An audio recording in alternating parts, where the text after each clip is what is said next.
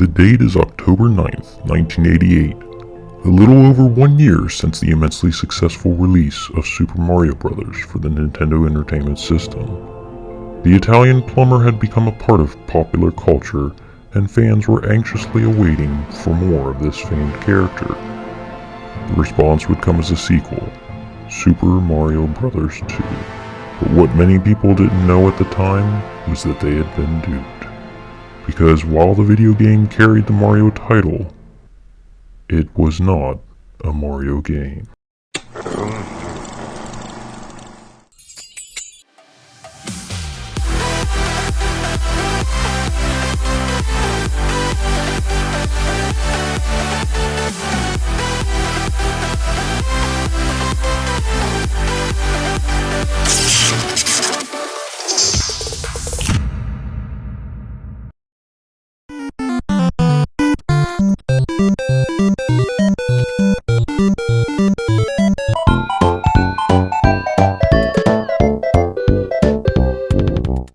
Super Mario Bros. 2.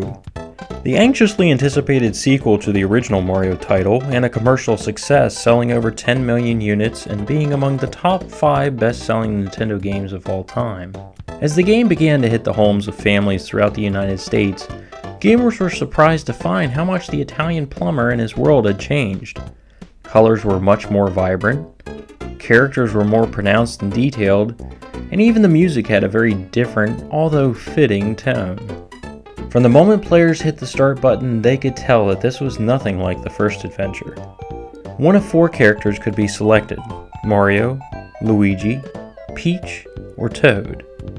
After electing their character of choice, the player was quite literally dropped into a fantastical new world that slowly revealed itself. I'm referring, of course, to the fact that not only did the screen scroll to the left and right, but players could now explore vertically as well. Nowadays, this is nothing, seeing as how worlds are so immersive you can turn in any direction of 360 degrees and see an ever-expanding horizon. However, back in 1988, this was a technical marvel. But even that was just the tip of the iceberg as far as changes go. Not that iceberg, it was a metaphor. Okay, whatever. Luigi was no longer the green and white twin of Mario. He was lanky and very floaty with his jumps. Then there's Peach, no longer the kidnapped victim of Bowser and having the absolute power to defy gravity itself. Then finally Toad, one of the Mushroom Kingdom retainers, who was quick on his feet and a master digger. Enemies had changed too. Instead of Goombas, there were midget tiki men called Shy Guys. Warp pipes were replaced by odd vases that defied physics. I mean, seriously. Look at how small this thing is. Then wham! The entire cast of characters in the game can fit in there. Then of course there's the complete absence of Bowser, who has been replaced by a giant toad called Wart, who has an anaphylactic aversion to vegetables. Kinda like me and spinach. How did that stuff ever work for Popeye anyways? It's disgusting. Even with all of the alterations from the original game, everyone just pretty much took it for granted that this was just the new Mario. New world, new enemies, new rules. And that was okay. The game was great, people loved it. End of story. Well, not exactly.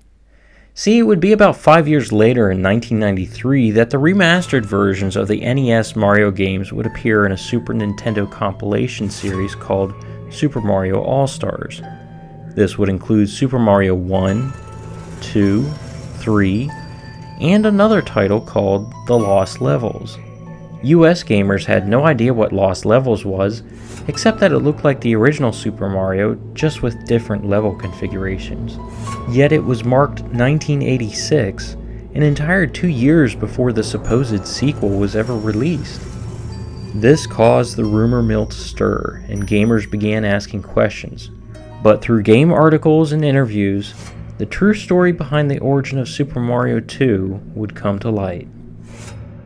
Riding on the popularity of the first Mario title, Nintendo had wasted no time in producing a sequel using an altered Mario Bros. Engine.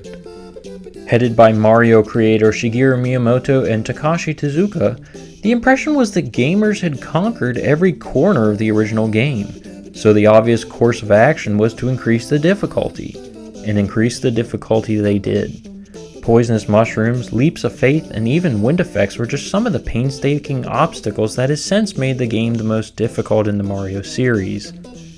This was released in Japan on June 3rd, 1986 as Super Mario Bros. 2. So, if this is truly Super Mario Bros. 2, then what was this in 1988? Shouldn't this then be 3, making this 4? Or was Nintendo pulling a good old Legend of Zelda parallel timeline where both games occurred concurrently and every game since has been in one of two timelines? Great Scott! We should have known from the blatant differences in the game that something was afoot.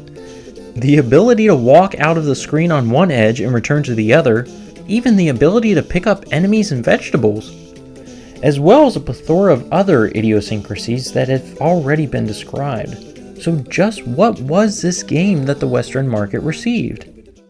After almost single-handedly averting the video game crash, Nintendo was very aware that they were walking the razor's edge. When the game was presented to Nintendo of America, there were stern reservations that the direct sequel to Super Mario Bros. Might be too difficult for the Western audience and cause them to be turned off from gaming, thus causing Nintendo to lose whatever ground it had gained in the US market.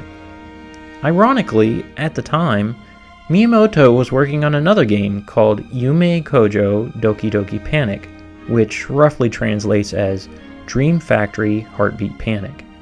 A marketing tie-in with Fuji Television to promote the Yume Kojo 87 event, which featured Yume Kojo television characters and products, the game was meant to showcase the event's mascots, Papa, Mama, Imogen, and Lena. Having an Arabian theme, the story follows the characters who are pulled into a mysterious book, transporting them to a fantastic world. You may notice that the game looks oddly similar to another Nintendo title, and with good reason. Rather than risk losing the already established audience, Nintendo made the decision to deliver Doki Doki Panic to the Western audience as the Super Mario sequel. Admittedly, the US title did receive a facelift from its former incarnation as Doki Doki Panic. With better graphics, and some game mechanics were changed to suit the Mario theme, such as the ability to run.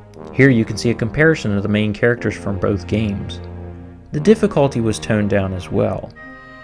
Due to Miyamoto's development of both Mario and Doki Doki Panic, some elements transcended both games, such as the Starman, POW blocks, and even trademark Mario sound effects such as the coin. This meant that some elements didn't even have to be touched. See the games side by side and you get a better idea of how the game was changed.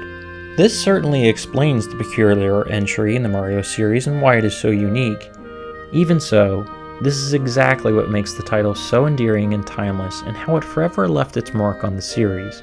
Many of its characters have become canon, such as Birdo and Shy Guy, appearing in even the most recent of the franchise titles.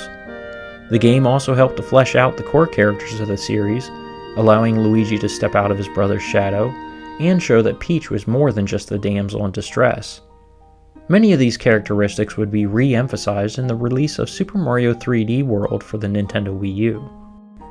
With time, the Super Mario Bros. 2 of Japan would become known as the Lost Levels in the US, while the Super Mario 2 released in the West would be released in Japan as Super Mario USA.